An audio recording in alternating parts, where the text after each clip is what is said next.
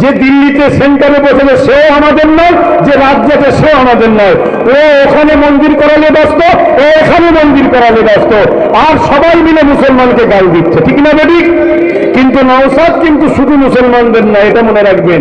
কারণ ইসলাম বলেছে যে রাজনীতির লিডার হবে তার প্রজা যেই হোক সবাইকে দেখতে হবে, না হয় কিয়ামতের দিন নওশাদকেও আল্লাহ ধরবে। পীরের বেটাতে কি হয়েছে? আল্লাহর সৃষ্টি সেবা না করলে ওকেও আল্লাহ ছাড়বে না। আর আলহামদুলিল্লাহ ও টাইটেলে পাস করেছে, আবার জেনারেল লাইনে মাস্টার ডিগ্রিও করেছে, সব জ্ঞানী আছে, বলুন আলহামদুলিল্লাহ। তো যখন যে কথা বলতে গিয়ে চলে গেলাম, ছোট ভাইটার একটু কথা বললাম, কষ্ট হলো নাকি? এই বুকে ব্যথা হচ্ছে নাকি? আরে কত বেঈমান কাফেরের কথা প্রচার হচ্ছে, নবী বংশের একটা আওলাদের কথা হবে, একটু বুকে ব্যথা হয়ে গেল। যাই হোক, ওকে আমি বলেছি তুই যাই হোক 3 দিন ইসালে সাহাবে দরবারে থেকে দরবারের মেহমানদের ইফতার খাওয়া দাওয়ার দায়িত্ব তোর, আর নলেজ সিঁড়িতে ইফতারে খাওয়া দাওয়ার দায়িত্ব আমার। কথা বুঝছেন না? বোঝেন না? তো নলেজ সিঁড়িতে তো লাখ লাখ লোক যায়, আরে বিরাট মানুষ হয়, চারিদিকে যত ছড়িয়ে যাচ্ছে মানুষ একটু আরাম পেচ্ছে, নাই ভিড়ের মধ্যে কষ্ট হয়, ঠিক না? ঠিক। নলেজ সিঁড়িতে নদী আছে, চারিদিকে ফাঁকা আছে, হাওয়া চলে, লোক যে বিছানা পিতে যে যেখানে পাচ্ছে দেখি শুয়ে আছে, গাছ টাছ শুয়ে আছে, ঝুপঝাপ গোসল করছে। তো যাই হোক, প্রতি বছরে হয়। এবছরে নলেজ সিঁড়িতে আপনাদেরকে ইফতারের দাওয়াত দিলাম, ইফতারে যাবেন। ইফতার বাদ মাগরিবের নামাজ হবে, নামাজের পরেই নলেজ সিঁড়িতে সবজি সাদা ভাত খাওয়ান দাওয়ান হয়, যেটা দুপুরে হতো ওটা সন্ধ্যার পর হবে। তো এই কাজগুলো করার জন্য একটু ব্যস্ত আছি না? না এসে গেছে তো সময়। তো কমিটিকে বলেছিলাম যে একটু 1 ঘন্টা আগে দিলে ভালো হয়।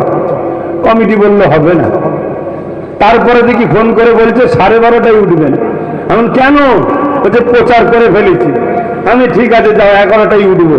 11টায় উঠলাম, কিন্তু এটা কি কষ্ট লাগে না? লাগে না বলো? যে আমি তো তোদের জন্যই পেরেছান রে বাবা। তারপরে আমি আরো 1000 কাজে ব্যস্ত, নলেজ সিঁড়ি করালি আলমিটা সেটা নিয়ে ব্যস্ত। তাই যারা কমিটি আছো বা দূরে যারা আছো সবাইকে বলছি, 1 ঘন্টা এদিক ওদিকটা বড় জিনিস নয়। ভালো যখন বাসো দাবিগুলো মেনে নিতে হয়। কথা বুঝে এসছে? তো যাক, তোমাদের সমস্যা যাতে না হয় তার জন্য কিন্তু আমি 11টা দিয়ে উঠেছি। কথা মাথায় ঢুকছে? আর এখন কটা বাজছে? 1টা। কথা বুঝে আসছে? দোয়া চাওয়ার টাইম নেই বাপ। কেন? টাইম শেষ হয়ে গেছে। কথা মাথায় ঢুকছে? বিয়াদব তৈরি হচ্ছে।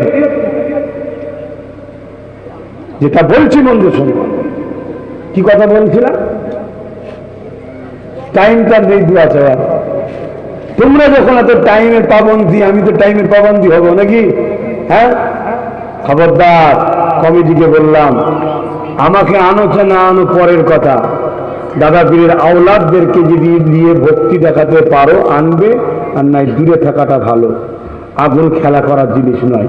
আমি জানি এখন রেসারিসির বাজার, চারিদিকে 72টা মুনাফেক উলামা ঘেউ ঘেউ করছে দাদা পীরের মুরিদগুলোকে লুটবে বলে। এরপরও এত মজবুতের সঙ্গে কথা বলছি কেন? হক কখনো নত হয়ে কথা বলে না। হক কখনো নত হয়ে কথা, নত হওয়া মানেই হক নয়, তার নিজের স্বার্থ আছে কিছু। আর তুমি যদি আদব না করো তুমি জীবনে ফয়েজ পাবে না, তুমি যদি ভক্তি না করো জীবনে ফয়েজ পাবে না।